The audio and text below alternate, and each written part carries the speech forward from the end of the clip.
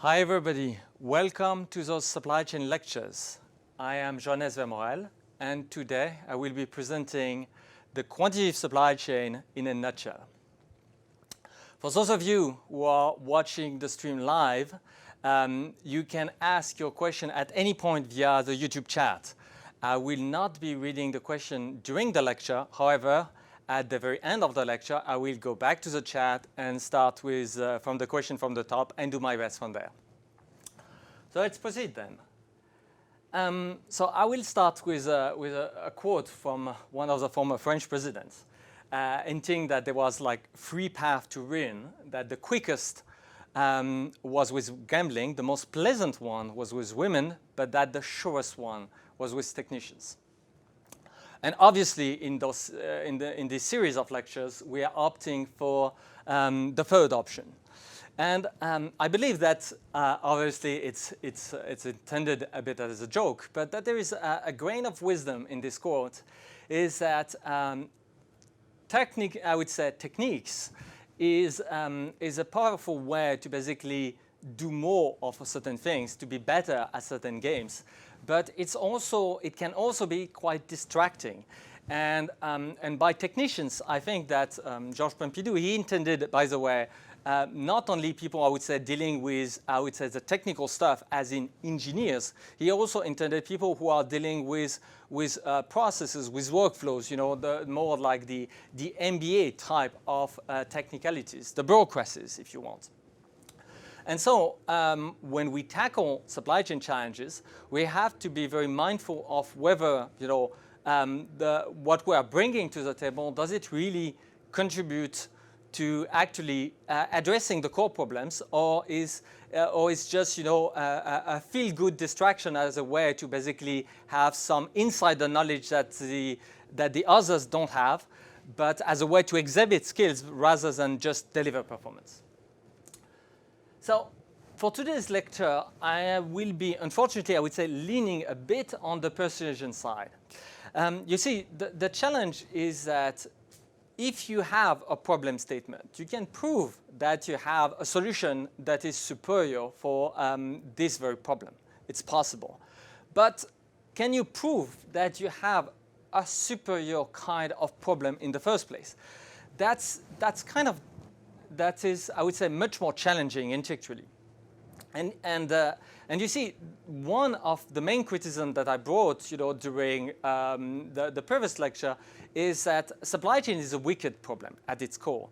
And thus, the way we have to look at it is difficult. And one of the things that I will try to bring to the table today is to bring a set of requirement that I believe to be essential if we ever want to have any hope of delivering, I would say, something satisfying for supply chain.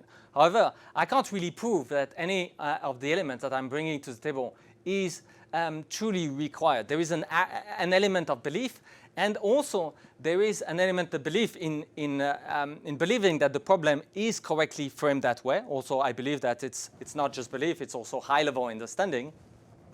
But there is also another element of belief, which is unless you have a solution to present in front of your requirements, then basically all you have is kind of wishful thinking. Yes, it would be very, very nice if we had a solution that could do this and that. But if you don't, then it's kind of a moot point. So I would ask you to kind of suspend your disbelief for one or two more lectures, so that we focus on the very nature of the problem and what would be, you know, the sort of elements that are highly desirable for a solution to become even eligible to a good supply chain practice. So let's proceed then. You know, a few years back, Lokad had already, I would say, pioneered its relatively atypical way of serving its own clients. And at the time, it was the end of 2016, I decided to consolidate a short series of salient points, of points that I believe diverge considerably from the mainstream supply chain theory, and to use those 5 points as a way to present how the quantitative supply chain differs from the mainstream supply chain, if you want. I'm sorry, the terminology is a bit unfortunate because even the mainstream supply chain theory is also very much quantitative. But I decided to add, another adjective to clarify a bit, quantitative supply chain theory versus the mainstream supply chain theory. So those elements that I will be listing, they are not exactly foundational. They are not the foundations. They are more like a checklist of things we need to address if we want to have any hope to succeed. And what are those? Well, first we have all the possible futures. We need to look at many futures, not just one future. Then we need to look at all the feasible decisions. That's when I introduce, the definition of supply chain as the mastery of optionality. That's those options, those decisions are all the options that I'm referring about. And then the economic drivers, the idea that we are going to count the dollars of error, not the percent of error. And then the idea that robotization is actually a requirement for the management to be in control, which is kind of a paradox if you think about it, because you would think, oh, if it's robotized, I'm losing control. But the proposition that I have for you is that it's the exact opposite. You need robotization if you want humans to be in control of anything, as far as supply chains are concerned. And then there should be, at the end of the practice, there should be one person that has the ownership of the numerical results, of the supply chain, of the quantitative performance of the supply chain. And this person, in the Lokad jargon, is the supply chain scientist. So let's have a closer look at each one of those 5 points. First, the idea that we need to look at all the possible futures. What do we mean by that? I mean, classically, first, why do we even need to look at the future in the first place? We need to look at the future because everything takes time. We can't 3D print stuff, not yet, not at scale, not without, So it takes time to produce things. And then even if we could actually 3D print everything, we would still have to transport things unless people could have like 3D printers in their home. And we don't have those, super sophisticated 3D printers yet. And we don't have, I would say, the Star Trek style, teleportation tech available. So basically, everything takes time, which means that whenever you're taking a supply chain decision, for example, you decide to produce anything, to purchase anything, you do that because you're looking ahead and you anticipate a future state of the market where there will be some kind of demand for those products. And thus, you do your way back, and then you anticipate that you have that, so you're making a forecast of a kind, and then you can optimize your supply chain accordingly. So there is, I would say, we need to have this look ahead. We need to have those forecasts, which are just the mathematical flavor of the intuition. But then, what kind of forecasts are we talking about?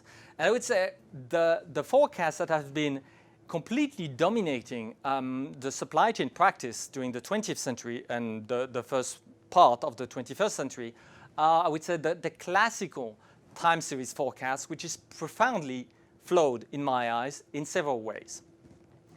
The first way is that the classical forecast, you just take a time series, so it's data, let's say sales aggregated per day, per week, per month, and then you have this time series and you project it into the future. You have your classical time series forecast. And I believe that this is, I would say, this is flawed. On the principle level, because this approach completely disregards the idea of uncertainty. And my proposition for you is that uncertainty is completely irreducible. And it's literally, whenever you're dealing with supply chains, the future can never be forecasted perfectly. The idea that you can have like 99% forecast accuracy is nonsense. Even if you're looking at water consumption or electricity consumption, it is actually very, very challenging to achieve forecasts that have this degree of accuracy. And when you look at realistically at supply chains, and when you look at, for example, that a product in a store, that you're only going to sell 1 unit a week for a given product in a given store, there is no hope to ever be able to have like sub-percent accuracy. The question doesn't even make sense. So uncertainty is irreducible, and if we wanted to have, I would say, yet a bigger proof of that, just look at the year 2020. I mean, we had like a massive worldwide pandemic, wreaking havoc all over the place across supply chains. I mean, it's just not possible to forecast those sort of things from a classical perspective where you have a number and you say, this is it, this is the future. So what you can have instead, and that's exactly what I'm saying when I'm saying, all possible futures, is that you can have probabilistic forecasts. So the idea is that all the futures are possible, but they're just not equally probable. And that's the essence of probabilistic forecasting. It's the idea that you can have a statistical method that instead of pretending that you have the perfect forecast, that is exactly how things will be played out in the future, you just say, I have all those possible futures, some are more likely than others, and thus you embrace the irreducible uncertainty. And that's why many of the situations where people tell me, oh, you can't forecast that. The answer is, yes, I can. It's just I cannot give you, a correct classical forecast, but I can certainly have, a perfect probabilistic forecast. The extreme example of that would be lottery tickets. I know I can establish, for a lottery that what is the exact odds that any particular ticket is the winning ticket. I don't know which one is going to win, but unless, if the game isn't rigged, I can have a perfect probabilistic forecast that just reflects the uniform probabilities for all the tickets. And that's exactly what probabilistic forecast means. It means that you embrace the fact that although you don't know the future perfectly, you know a lot about the future. You see, that's the thing, is that a probabilistic future, when we say we have probabilities, we know a lot of things. And for example, I can say that at any point of time, there is a tail risk that you have like a massive disruption of the market. I don't know exactly where the risk will be coming from. Maybe it will be a pandemic. Maybe it will be, a stock exchange crash. Maybe it will be a war. Maybe it will be, a new tariff like the one that President Trump introduced. It can be many things that just disrupt your supply chain. And if I had to assess, what is the tail risk at any point of time for any supply chain, I mean, it's several percent of having, a massive drop for the next quarter. Again, it's not magic. Is that it's just a very reasonable assumption to make about the future. And with the proper statistical tools, you can have something much more elaborate. Then all the areas that are uncertain requires a forecast, and a probabilistic forecast at that. Demand is not the only area that needs a forecast. For example, all the areas where you have uncertainties requires a forecast. So for example, that could be that you have to forecast future demand, but also future lead times. If you're operating in e-commerce, you can have future returns. If you're operating, something that depends on a primary production source like mining or, farms, you can have the uncertain production yield. If you have stringent, quality controls and you're dealing with biological processes or something, you can have, probabilistic failure or probabilistic, I would say, scrap rate in your quality control if you're dealing with the repairs of parts. There are, I would say, a large variety of areas where you have uncertainty, and all those areas deserve a forecast. So that will be, part of a good supply chain practice is to embrace, you need to think of all the possible futures with their respective probabilities, looking at all the things that need to be forecasted. It's not just demand. And for example, we can even look at things like commodity prices. I mean, obviously, if you could accurately forecast the future price of a commodity, you would just play stock exchange and not run an actual supply chain. Yet, you know that certain commodities are much more volatile price-wise than others. And that means that the sort of class of risk that you have to that you carry when you deal with this sort of commodities can actually, be optimized with the proper models by having those I would say, probabilistic forecasts in your arsenal of tools.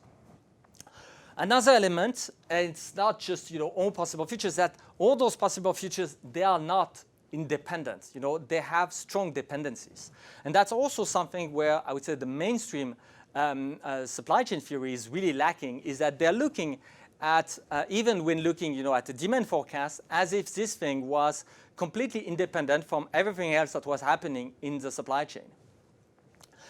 You know, and even to this point of time, we still have frequently prospects that come to me and say, could Lokad do a 12-month ahead forecast for this product? And let's say, for example, we are dealing with a sporting brand, and they ask, you know, for this backpack, for this trekking backpack, can you forecast how much, you know, demand there will be on during the next 12 months? And my basic answer is, it depends. It depends. I mean, if you are just selling one backpack, then maybe you will have this amount of demand. But if suddenly you decide to vastly, you know, inflate your assortment and introduce, you know, 10 more variants of the same backpack that have nearly, you know, the same price point, the same size, the same characteristics, plus or minus a few pockets and a few, you know, widgets, I mean, obviously, you're not going to multiply your demand by a factor of 10 just because you introduce 10 more products that are very similar. And yet, when we look at the classical forecasting perspective, there is nothing that would prevent, you know, the forecasting model from radically inflating the demand figures if you just, you know, increase the number of products to be forecasted. So that doesn't make sense, and that's why we have those futures. There is not only this irreducible uncertainty, we have also those dependencies that exist between those futures. So we need to have tools that can, you know, apprehend all those changes. But then, as a concluding thoughts, forecasts are essential if we want to have any hope to optimize anything, just because we need to look ahead. But we need to keep in mind that they are just educated opinion about the future. They are not real.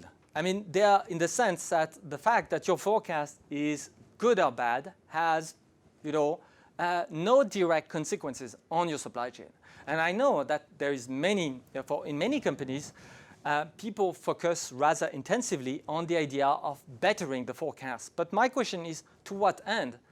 And if you think that, that optimizing the forecast immediately translates into better supply chain performance, then my proposition for you is this is a delusion. This is not true, not even remotely true. The only thing that are actually improving a supply chain are the things that have a tangible physical impact on the supply chain, which are the decisions. So what do I mean by decisions? This is again a bit the Lokad terminology here. I mean things like if you decide to buy one more unit from anything from one of your supplier, that's a decision. If you decide to move one unit of stock from one location to another location, that's a decision. If you decide to raise your price for any product that you're selling, you know, upward, or if you decide to, you know, to decrease the price, this is a decision. So those things have a real, tangible impact, and thus there are real consequences for the company. On the contrary, you know, I can have forecasts that fluctuates, that varies enormously from 1 second to the next. I mean, all of that is completely, you know, forecasts are just educated opinions about the future. It's better to have, I would say, to have a better opinion of a more fine-grained opinion about what the future will look like. But the only things that really matters are the decisions. And thus, the proposition that I have for you is that a supply chain practice should be completely oriented toward the generation of those decisions. This is the only thing that matters. And the idea that you can have something like a forecasting or a planning department, I believe, is to a large extent misguided. You should not have like a forecasting division. People, again, the forecasts are only there to educate your guesses when it comes to take better decisions. So the only thing that matters are decisions, and I believe it's very dangerous and misguided to separate the forecasting part from the optimization of the decisions. So, and by the way, in terms of decisions, I mean, when I say feasible decisions, I mean that the decisions should be compliant with regards to all the physical constraints that you have in the supply chain. And in supply chain, you have, I would say, non-linearities all over the place. For example, you can have like MOQs, minimal order quantities. You can have maximal, shelf space in a store. You can have, maximal volume or weight capacity in a container or in a truck. You can have more subtle non-linearities, such as expiration dates, or, for example, the fact that certain parts, let's say, for example, in aerospace, comes with flight hours and flight cycle, and you need to do repairs on a scheduled basis. You can have all sorts of, I would say, of problems, such as some goods, for example, in fresh food, cannot travel in the same truck or not, or at least you need a special trucks just because they can't be transported at the same temperature. So you either need multiple compartments or multiple trucks. So there are plenty of constraints, that limits what are the feasible decisions. And what do I mean by feasible decisions? Again, I'm pointing out this thing because it doesn't make sense to say that the perfect quantity that you should replenish to this store is 1.3 units of this product. This is not a feasible decision. It's going to be either 1 unit or 2. But you can't have 1.3. So you need to have something that is really, immediately actionable from a really a very, very mundane perspective. That's what the feasibility refers to. So now, if we look at every single decision, every feasible decisions, we can look at all the possible futures. And the question is that how do we assess which decision is the good one? And here we have to go to the economic drivers. So the economic drivers is the idea that percentages of error doesn't matter. Only dollars of error and reward matter. And simply put, there is this grand illusion that if you optimize percentages, you will actually do something good for your company. This is just not true. This is, again, I believe this is deeply misguided. And if you want to have just one example of that, let's have a look, for example, at service levels. What does that mean to have like super, super high service level? Frequently I hear a prospect that says, can Lokad deliver 99% service level? Well, we certainly can. You just have to stockpile like crazy all the stock, and then you will have like crazy high service levels. But that's just that, crazy. Why is it crazy? Because if you do that, you're going to generate, immense inventory write-off. So the profitability will be abysmal. So it's a trade-off. And it's not any kind of trade-off. It's an economic trade-off. You have, I'm looking at something very simple like service level, actually I have a trade-off between the cost of inventory on one side and the cost of stock out on the other side. But so the idea is that if we step back and we look at those economic drivers, for every single decision, we can assess, the outcome. We can take one decision, and then for one possible future, look at what is the outcome of this decision for this particular future. And we can look at its outcomes in dollars by looking at the economic drivers. So what do I mean by economic drivers? I mean all the drivers that are shaping the performance of your company. The first circle of drivers are very straightforward.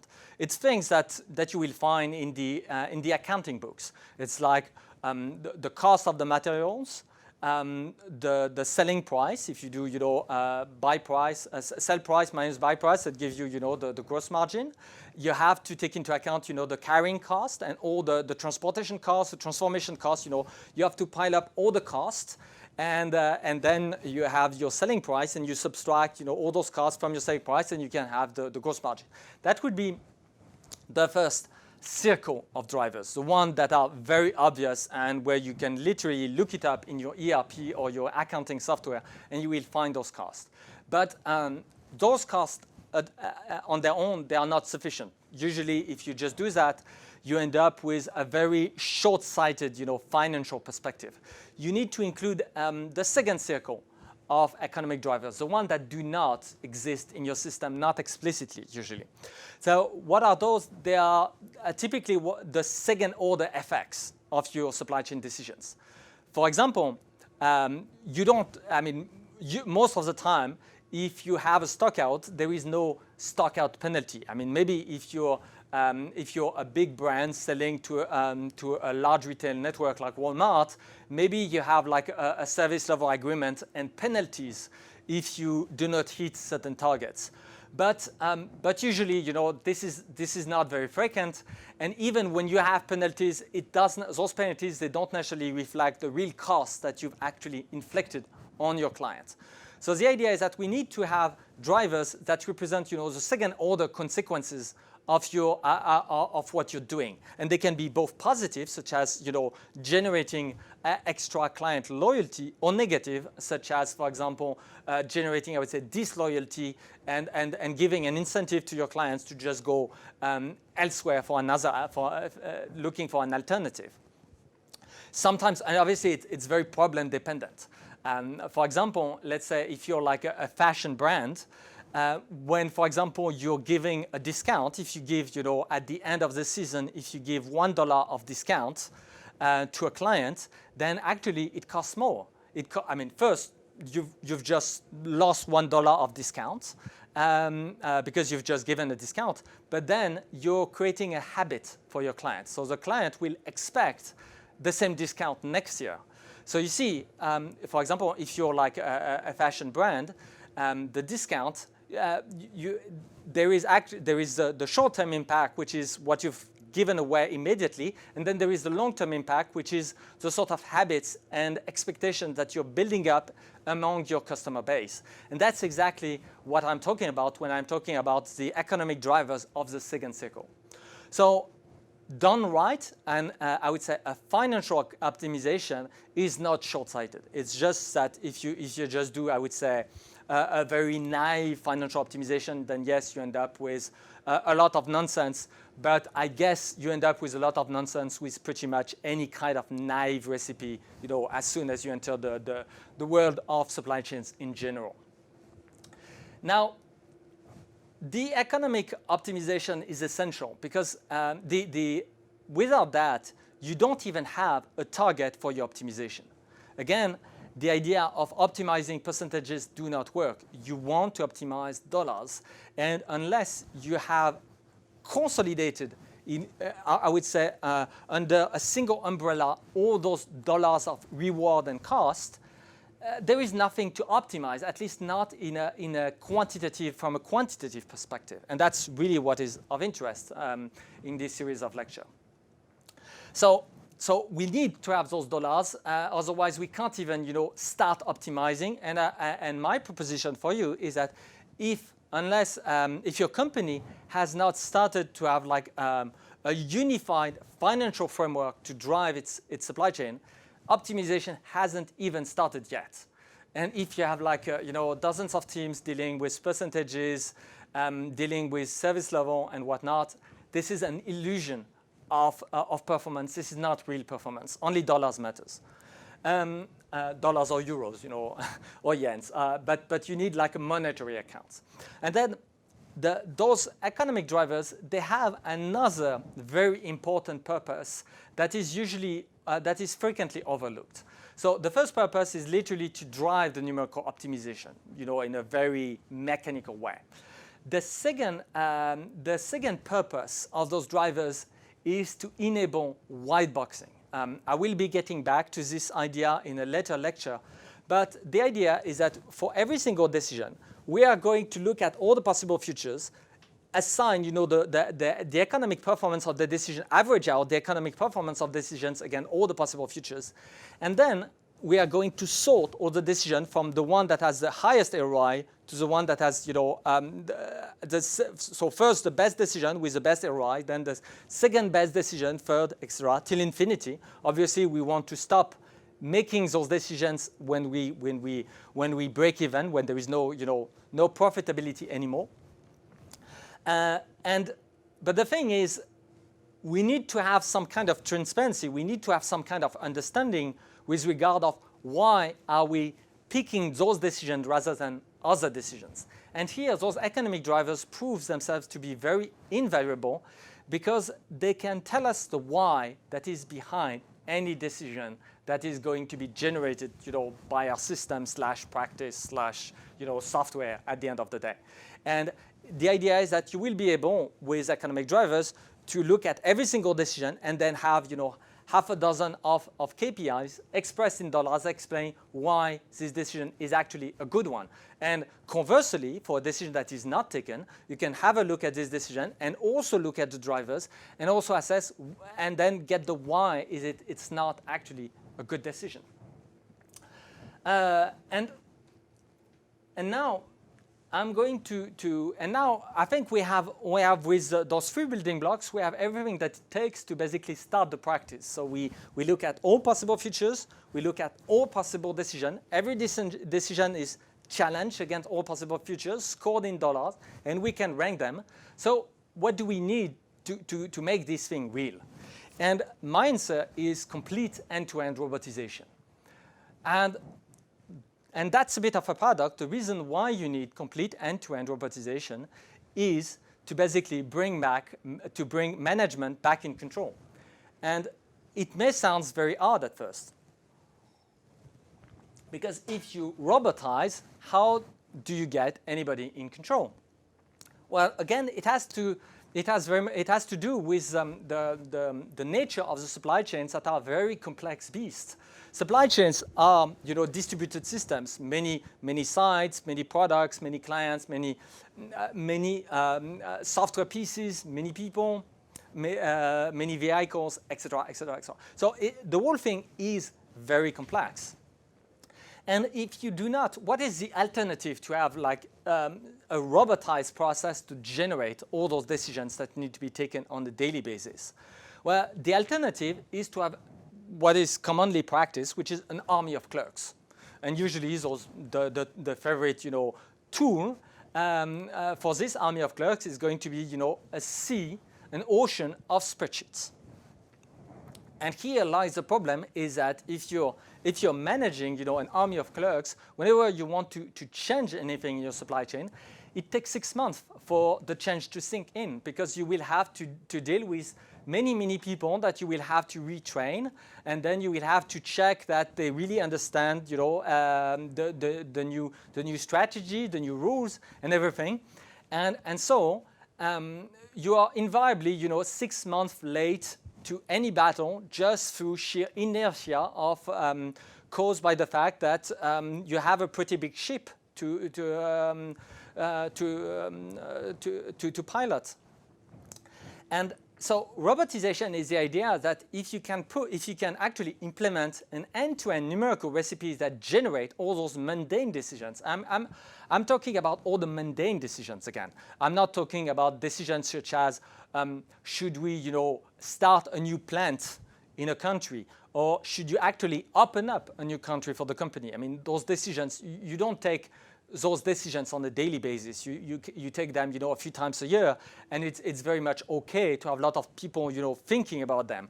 But for every single SKU that you have in your supply chain, you have half a dozen of decisions that needs to be made every single day. Should I actually produce more? Should I bring more? Should I displace the stock that I have somewhere else? Should I move the price up or down? Should I actually even get rid of this stock that is serving no purpose at all and that is just, taking space in my warehouse or my store? So, and again, even deciding to do nothing, so if you have like a SKU and you decide to do nothing particular today, it's already a decision. So again, that's decision 101. The lack of decision is already a decision in itself. So in considering the scale at which modern supply chain operate, my belief is that one need, I would say, end-to-end robotization if we want to have any hope to be agile. And then there is also another very important angle, which is it's very important to have like end-to-end robotization if we ever want to have something that is capitalistic and accretive.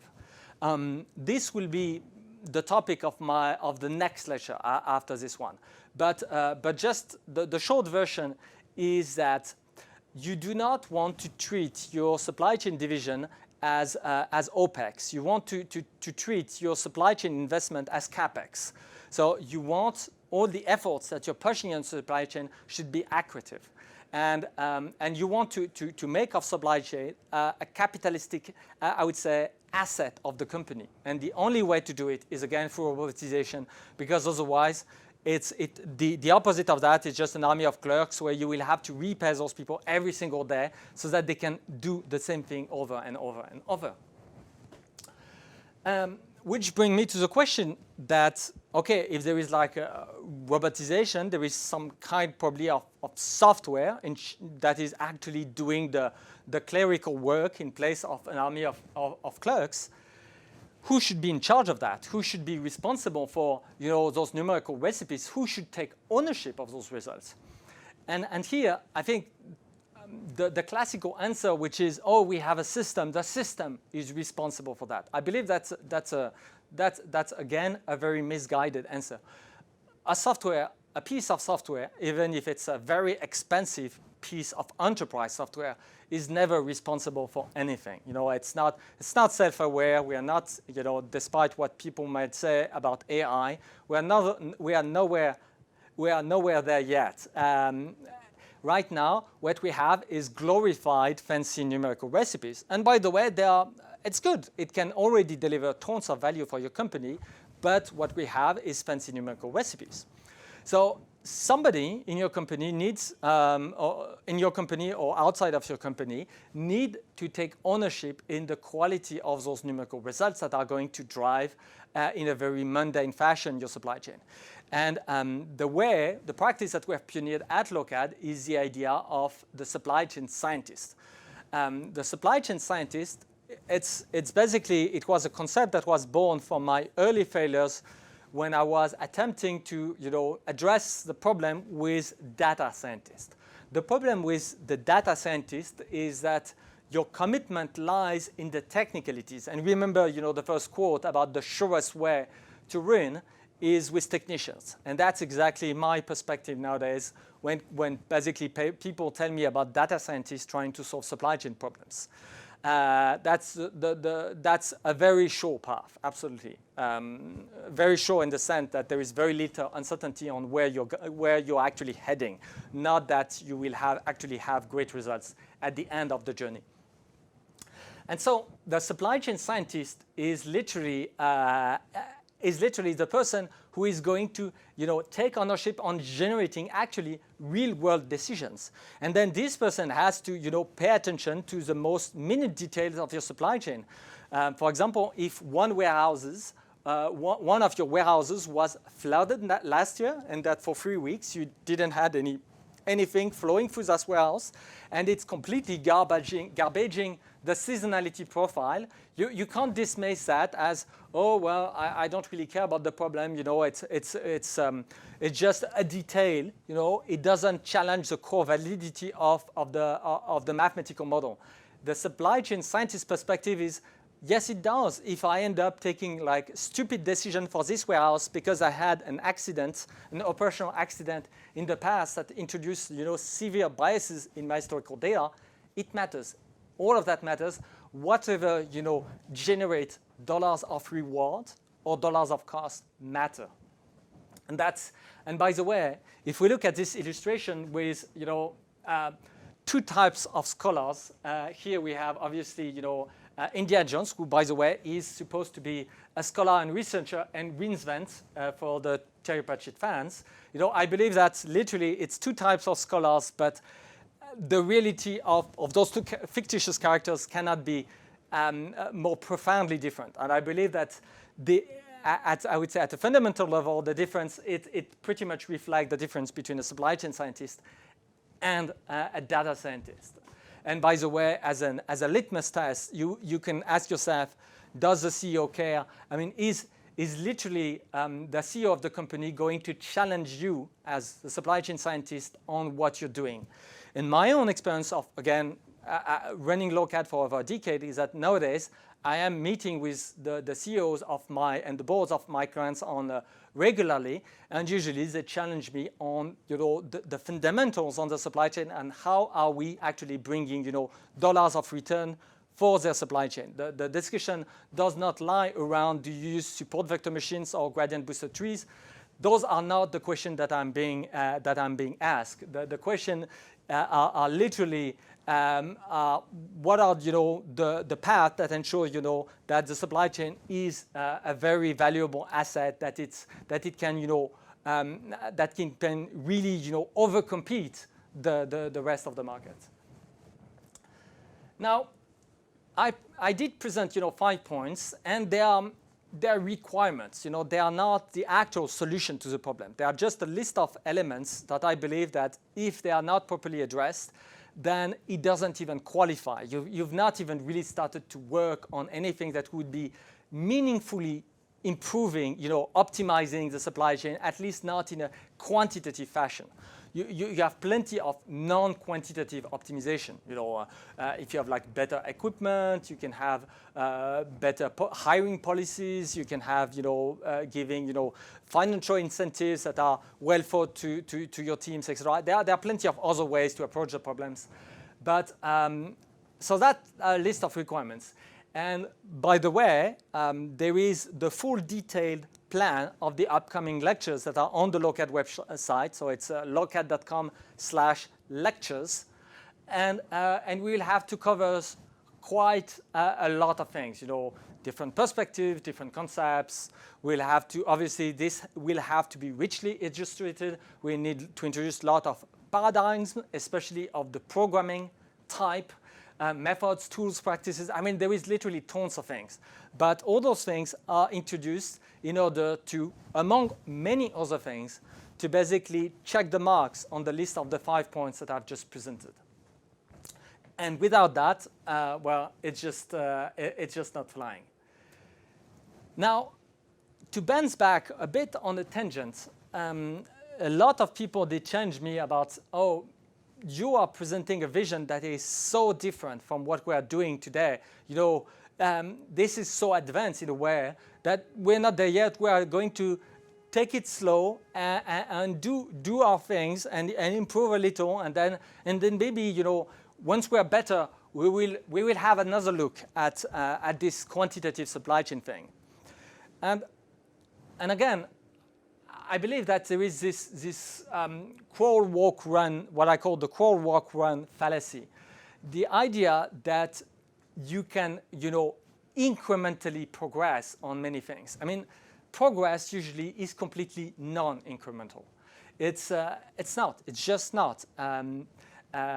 When basically Amazon decided that they will start to, be a cloud computing provider, they went from basically selling books online to, which was already quite innovative at the time, to basically sell computing resources in a way that is completely on demand, that is nowadays known as cloud computing. You see, it wasn't the sort of nice, gentle, step-by-step progress. It's very disruptive. And same thing, there is this very famous quote from Henry Ford, which is, if I had, asked my clients what I should do, my clients would have told me, you should work on building faster horses. And obviously, it doesn't work. So the idea is that what I challenge is that if you're willing to accept for a second that, that what I've listed are requirements, and that most companies haven't even started to look at the problem from the right perspective, then basically, and that's typically our starting point with most of our clients, is that nobody has any maturity, almost nobody. And thus, it's a bit an illusion to think that there are the big guys out there that have some maturity. It's not because you have some gigantic company that has, an s&op division with 500 people optimizing the wrong metrics that this counts as any degree of maturity. In my book, it's not. It's just that it's a fantastically rich company, fantastically successful for reasons that are completely, I would say, orthogonal to supply chain performance. And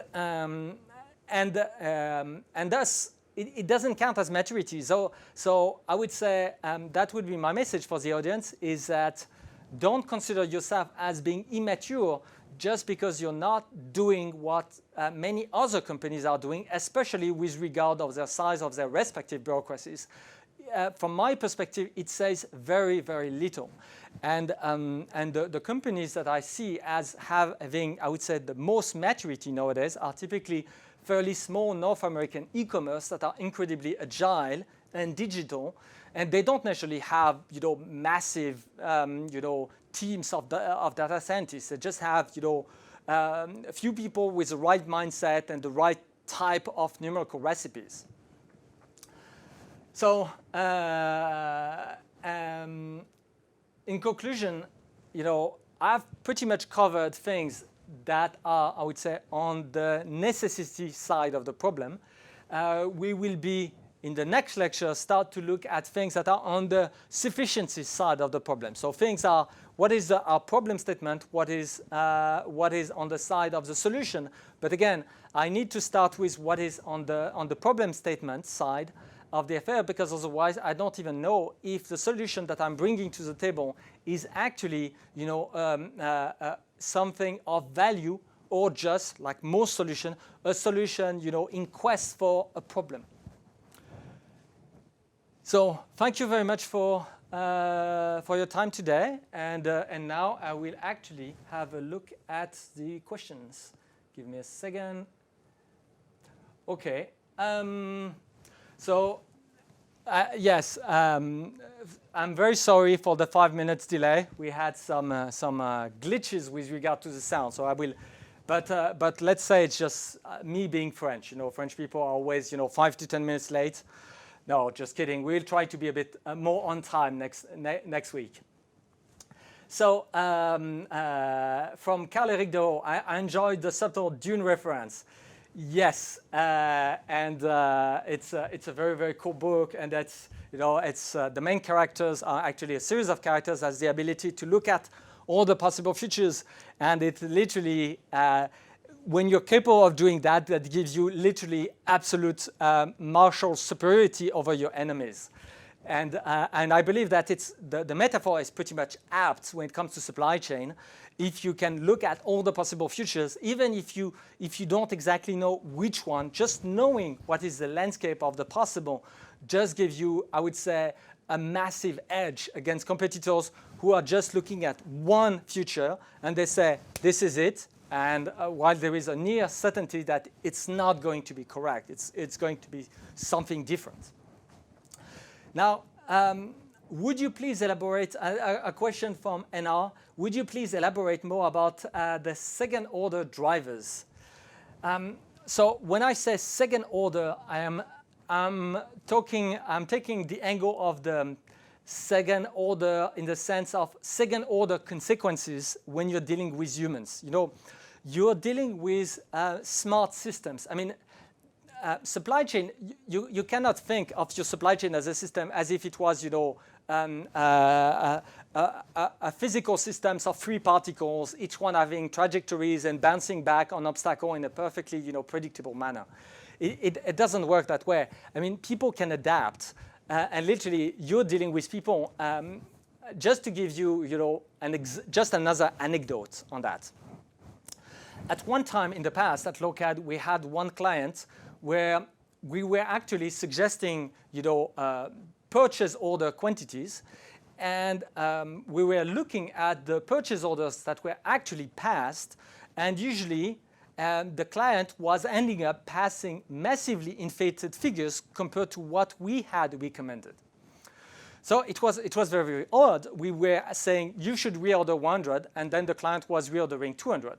And then people were telling us, no, we didn't modify, suggestion. We passed 100 units as an order, just as you told us. What was happening was that actually, when on the reception side, so when the client was actually receiving the goods, the teams that were in charge of reception, they would have to recount to make sure that basically there was like the initial order, 100 units. Have we received 100 units?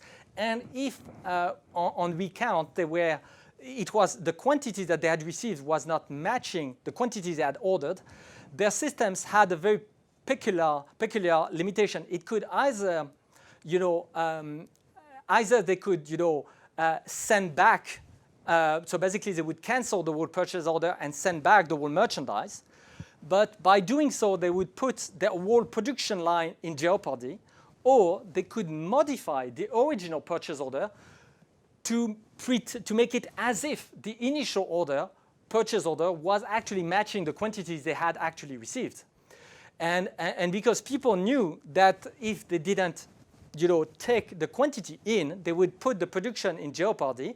What were they doing was they were actually, changing the quantity of the original purchase order so that it matched the quantity being received. And what had happened over the years? Well, suppliers are not idiots. Suppliers, some smart suppliers, had discovered on their own this very interesting property of their ERP. And now, when they were nearing the end of the quarter and they didn't have achieved, their target, some suppliers knew that they could literally push whatever they want to this client, and that the client would take it anyway and pay the invoice happily. No question asked and no complaint. So obviously, that's the sort of situations where you have like what I call a second order effect. You have like a seemingly trivial, mundane aspect of your ERP, but then you have like smart humans in the loop, and those people, they just game the system. And this is happening, whenever you're dealing with humans. So people can think, and they will react and adjust to whatever you do. And that's the idea. That's what the second order is about. It's all the consequences of the consequences. And the idea, when I say second orders, actually it could be the nth order. You have to think, what are the consequences of the consequence of the consequence of the consequence? I know it's a very tough game to be played. Intellectually, it's very, very challenging. But just look at the other, at the alternative. If you don't take into account, the second order consequences, you end up with pretty stupid moves, pretty much all the time. So now about those, more specifically, those second order drivers and the second order economic drivers, it means that you have to put dollars on that. It's very tricky. It's very tricky. I mean, and here the idea is it's okay to be approximately correct. You don't have to be, super precise. It's okay. It's better to be approximately correct rather than to be exactly wrong, and to have something that is just in the ballpark of having something that makes sense is just good. You don't need to have something very precise, and in any case, even something fairly crude is going to trump something that is just blind. So, okay, so. Rishikesh Gopalakrishnan, I hope I'm pronouncing it right. What are the techniques used in complete robotization? Plenty. And that's exactly what the next lectures, where I will be introducing programming paradigms, will be about. I mean, obviously, this is software we are talking about, but what kind of software, and what are the core design properties that are most desirable to achieve this robotization. And here, I'm not going to do in advance the next lectures, but the idea is that what you really want is not AI. First and foremost, what you want is something that is production grade. You want something you cannot have like 0% forecasting error. That's not possible. But what you can have is 0% insanity. So literally, the key question is, if I want to have end-to-end robotization, I need software that delivers 0% insanity. What do I mean by insanity? Something that would just, blow up your whole company. By the way, if you want to look, there is like a Wikipedia pages, I believe, on the Target Canada that literally disappeared, went bankrupt due to, I would say, supply chain optimization gone completely insane.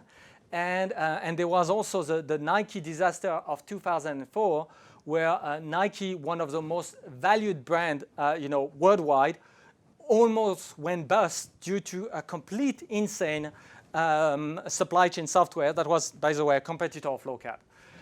So first, that's what we will do. But by the way, this will be covered in the next lecture. It will take us a bit of time to get there.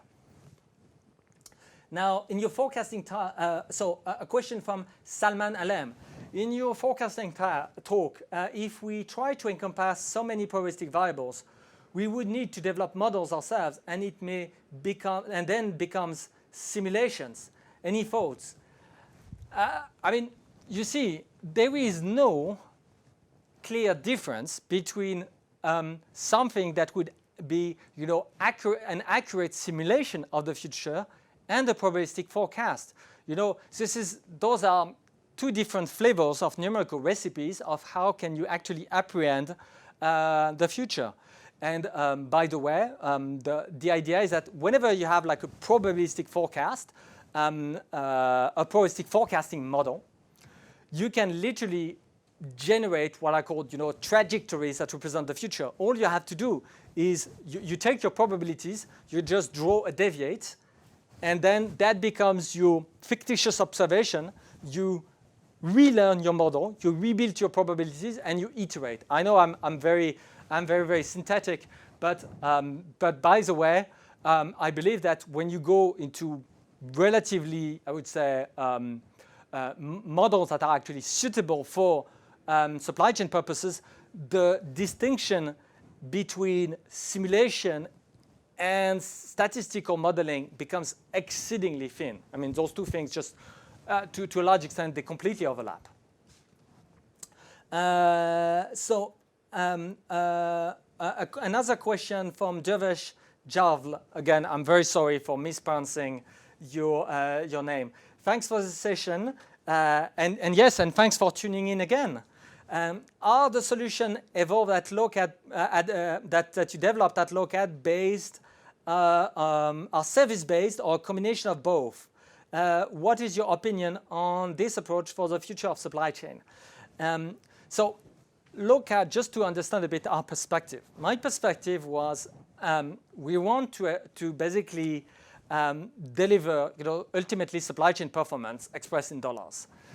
And now, and that would be, the topic for the next lecture, by the way, there is, I would say, an insane amount of complexity in this domain.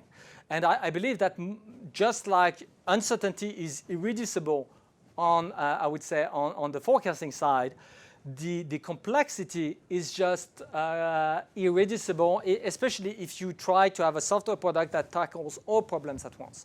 So you need to have like a meta solution for the problem. And the approach taken at Lokad is, first, it was to acknowledge that we need human intelligence. So we need those supply chain scientists. There is just no alternative. I mean, it's just, I believe it is folly to think that AI can, comprehend the challenge of a modern supply chain. It's way beyond whatever, whatever any AI team can do, even if we're talking of the teams at Google, or Facebook. So we need human intelligence. But then we need to have something where those smart people, those experienced people, those people who have acquired the right skills can be very, very effective at their jobs. And so Lokad, we have developed a product, but it was, the thinking was whatever it takes to make those supply chain scientists be very productive and be exceedingly reliable in what they do. That's the nature of the thinking. Can you provide the right tools for those supply chain scientists? And very long story short, Python is not the solution, and it will becomes gradually clearer as we move forward those lectures. You will see that there is like profound problems where most of the generic programming languages have design problems that make them terminally unsuited to address supply chain problems in a satisfying manner. But we'll have to get into the fine print because there is a lot of finesse here in what do I mean by production grade and the production gradiness of the solution. Remember, that's the 0% insanity we want, because as long as you have like an insane robot that just do a lot of crap for your supply chain, it just cannot work. So that's what we need to address first. Okay, another question on Alexei Tikhonov.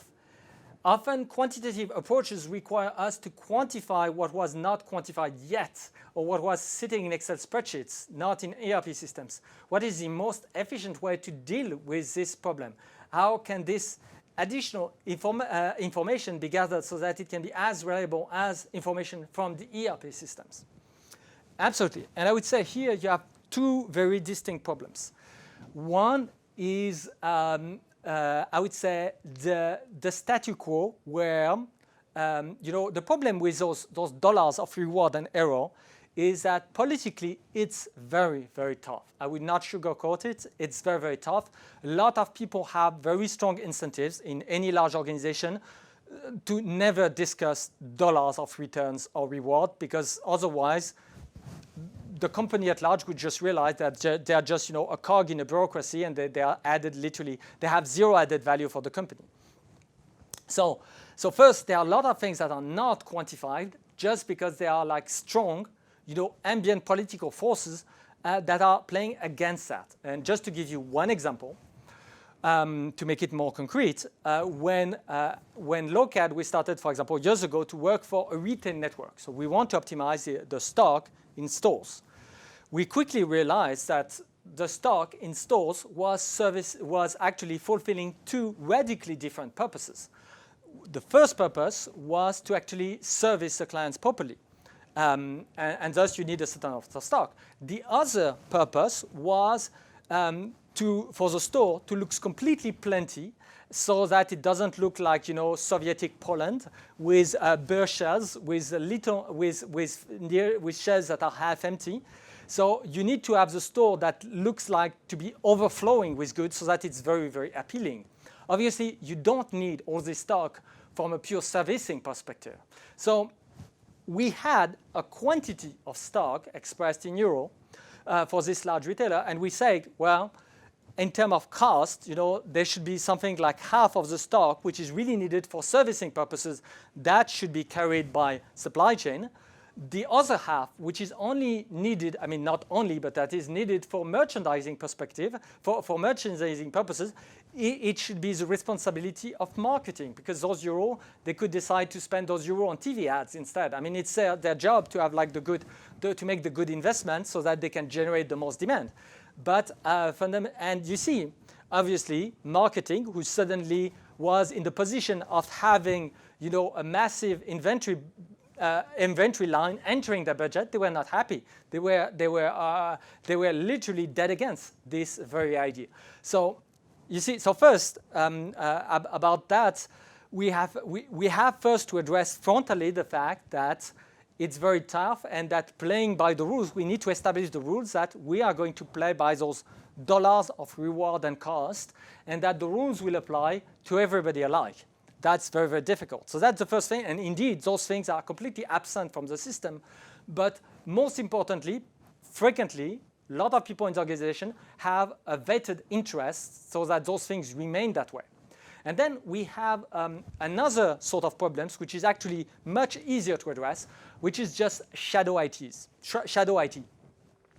And here, again, the problem with ERPs and this sort of software, and you can look up the Lokad knowledge base on ERPs, is that for ERP vendors, it's very, very difficult to cover all the situations. And for example, you might have MOQs. You might think something as simple as, let's say, supplier MOQs. How do you represent that in an ERP?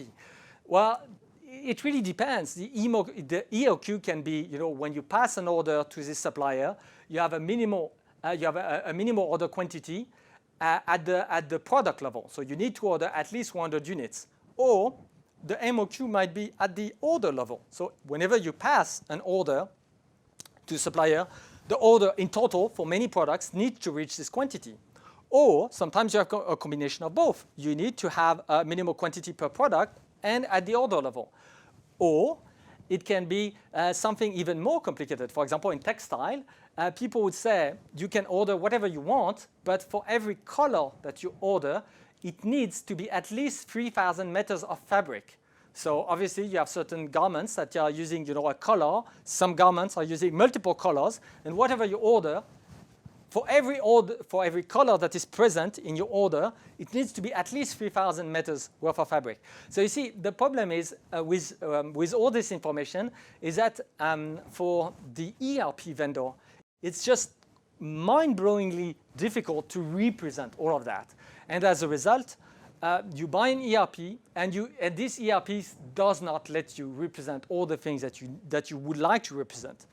And so people invariably fall back to the Excel spreadsheets.